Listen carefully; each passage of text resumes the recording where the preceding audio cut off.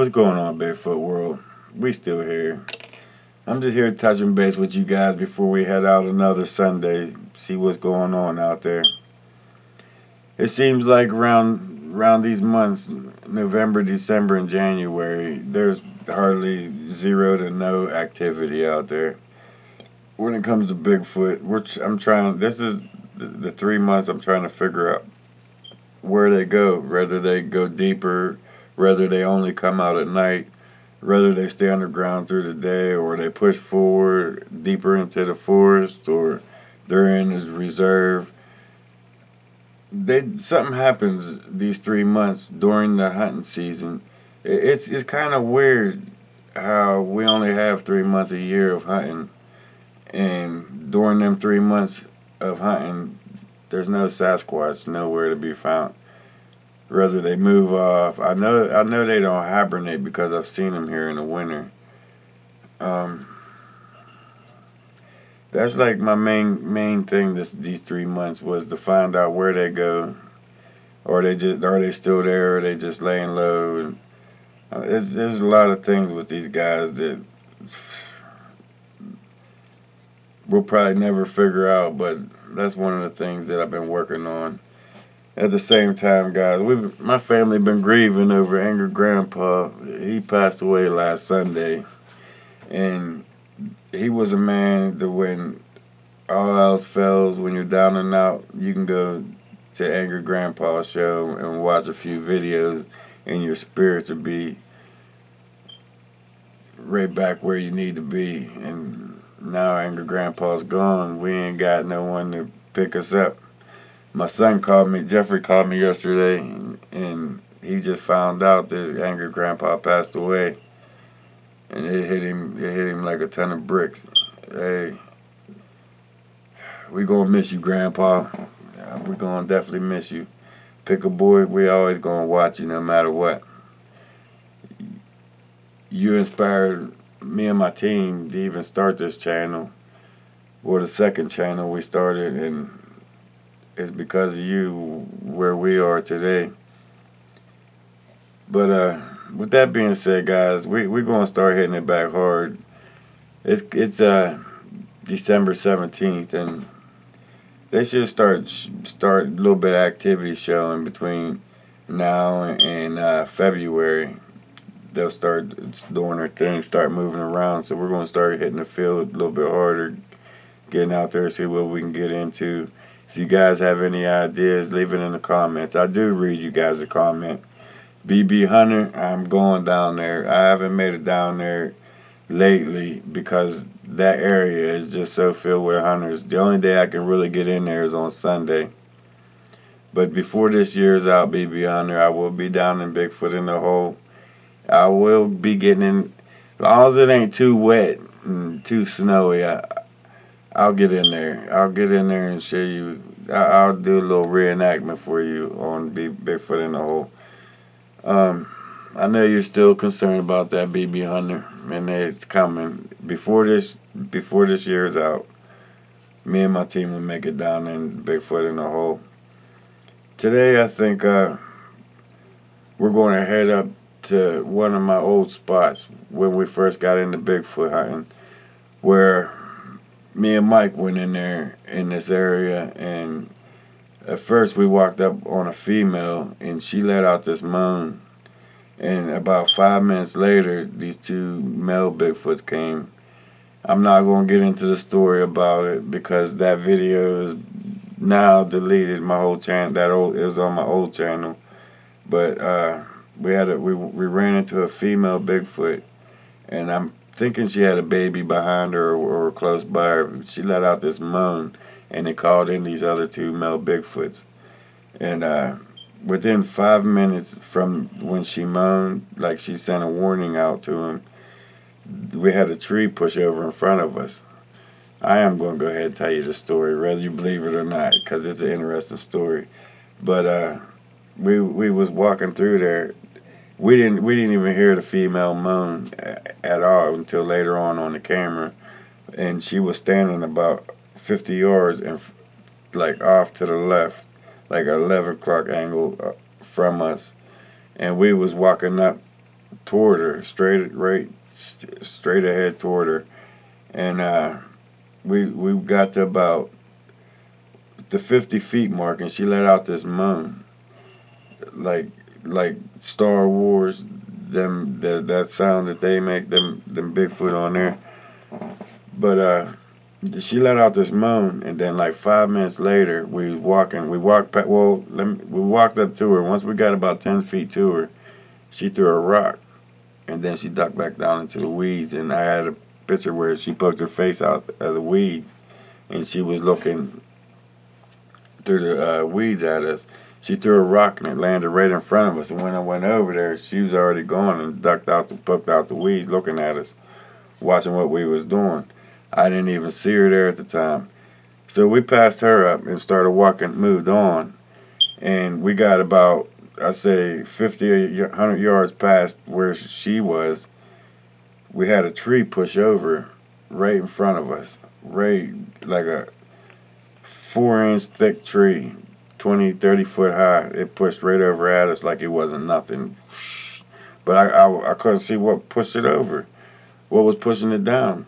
So I said, Mike, stay right here. I'm going to walk over behind where the root ball is, where it fell over. I'm gonna go see what pushed it over. Stay right here, Mike. So I left Mike there, and I walked out around to where the dirt pile was standing, to where the roots was sticking up. And I was looking. I couldn't find what could push that tree over. Bear, whatever pushed that tree over. I should have seen it because we were standing back there.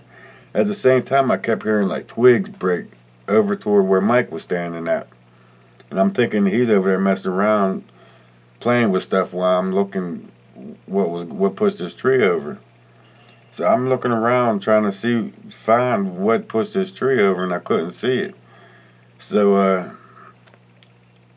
after a couple minutes of looking around, looking in the weeds, trying to find what pushed this tree over, I couldn't find it nowhere. And it was whatever was there. It didn't move. It didn't walk away. It didn't crash away. It was still there. Whatever pushed that tree over, but I just couldn't see it. So I kept hearing crashing over toward Mike. And then when I looked at the crashing, I seen Mike standing there. He wasn't moving. He wasn't playing with nothing. He was just standing there watching me, what I was doing. So I got the thought in my head, somebody's trying to take my son. So I started running straight back toward Mike, full speed. Like I was hollering, Mike, is that for you? Get down, get down. As soon as I said that the second time, a Bigfoot stopped. Where he was coming down toward Mike, he stopped like 20 feet from Mike and cut to the left toward where the female was.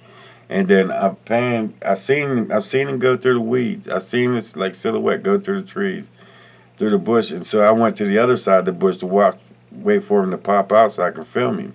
And he never popped out of that bush. I never seen him come back through the other side of that bush.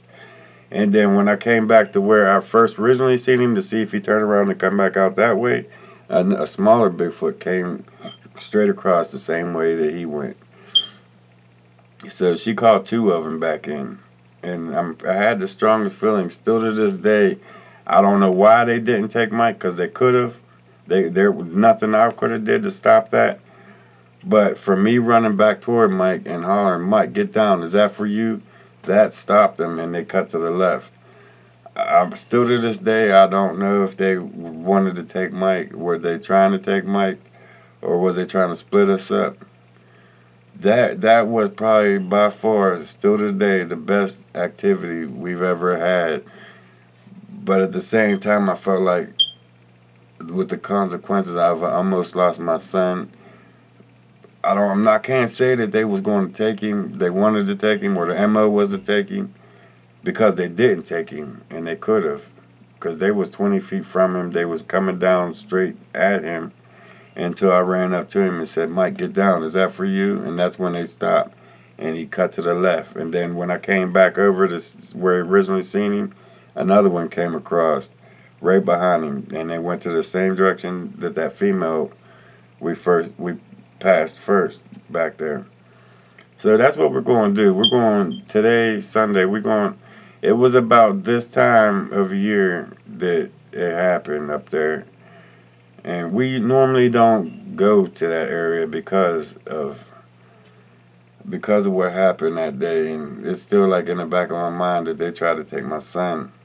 But at the same time, if they were trying to take him, they would have took him because there wasn't nothing I could do. That Bigfoot was huge. It's these guys aren't from the tribe that we've been messing with. They're a whole different tribe by far. Their actions, the way they do things, they don't care if they're seen or heard. It's like they're a whole different species from what I'm used to playing with. What I'm used to playing with, they run from you, they dodge you, you never see them. These guys, they get tricky, and they kind of scared me when they did that to Mike, and when they pushed that tree over at us, and that whole day kind of spooked me from even taking my son back there. But today, I'm getting ready now. We're gearing up. I'm waiting. Mike's here. I'm waiting on Fred to get here, and we're going to head out there into the spot and see what's going on. Hopefully, by the time this video gets up, we'll be back and I done started on uploading today. It should be interesting. I'm kind of nervous on what's going to happen today because we ain't been back here. We might have went back there maybe one time since that happened with me and Mike.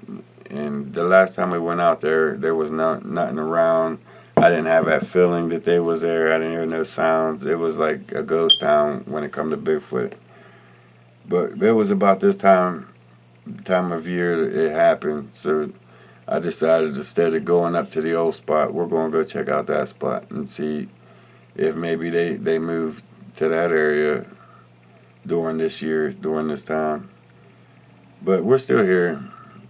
I just want to basically touch base with you guys, let you know what's going on. Pickle Boy, man, stay strong. They need you. Your family needs you. You're probably the strongest backbone in there right now with everything going on. So far, you've been carrying your own, man, and I give you props for that. I lost my pap. It was the hardest thing I ever had to cross, man. This is a road, Pickle Boy, that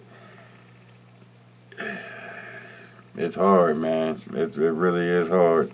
It's something you can't get over, and it's rough, Pickle Boy. It's rough. It's rough. But I'll be here watching you, man, and I'm with you, brother. I miss Pickle Boy or Angry Grandpa like crazy. Charlie Green. He's gonna be well missed by me and my family, and that knocked us down pretty hard. It took a lot out of me. Like he was my grandpa. I watched that man for like nine, going on 9.5 years, and I felt like they was a part of my family. Everything they experienced, man, I experienced with y'all, and I'm gonna miss you guys. I'm gonna miss Grandpa. I'm not going nowhere. I'm gonna be here watching you and Bridget. I'm waiting to see what happens next, man. Let's get through this little rough spot, and let's keep it moving. But Bigfoot World, we still here. Our team get ready. We heading out. I'm gonna start packing up. I'm getting excited, a little amped up, and ambitious. I'm gonna see what's coming for today. We ain't been out there in a couple of weeks. We just been laying low, letting the hunters do their thing. But today I feel confident that we might come up with something strong on this little trip. But guys, stay tuned. Pickle Boy, stay strong. We still here. And Bigfoot fans, thanks for everything you guys been doing. On the comments I've been watching, I follow you guys as much as you've been following me. And I want to thank you guys for everything that you do for us. All the help that you support us in, and everything that you guys do for us. Me and my team greatly appreciate that, and I'm grateful for everything that we have and we've accomplished, and you guys help along the way, and I appreciate that. Stay tuned for our next video.